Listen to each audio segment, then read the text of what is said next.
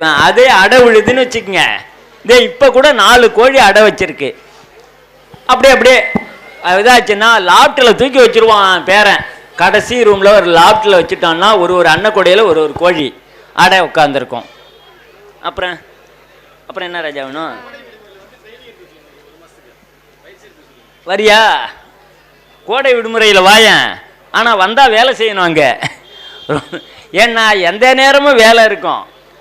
MSc படிக்கிற பேரனும் காலையில் 7:30 மணி வரைக்கும் வேலை செய்துட்டு தான் சாப்பிட்டுட்டு கிளம்பி பஸ்ஸை பிடிச்சி ஓடணும் காலேஜுக்கு. ஸ்கூலுக்கு +1 படிக்கிற பேரன் 8:30 மணி வரைக்கும் வேலை செய்யணும். அவரை கொண்டு போய் நான் ஸ்கூலில் விட்டுட்டு வருவோம் ஒவ்வொரு நாளும். இப்படி ஒவ்வொருத்தரும் அவங்க வேலையை செய்துட்டு தான் போகணும். தேவையாக இருந்தால் எதுவாக இருந்தாலும் நம்ம பண்ணையிலே இது பண்ணிக்குவது தான். பண்ணையிலே நாம் செய்துக்குவோம். அதை வாங்கி சாப்பிட்றது இதை வாங்கி சாப்பிட்றதுங்கிறதெல்லாம் நம்ம பண்ணையில் கிடையாது.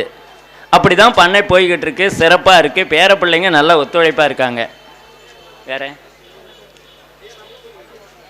என்னுடைய ஃபோன் நம்பரா 73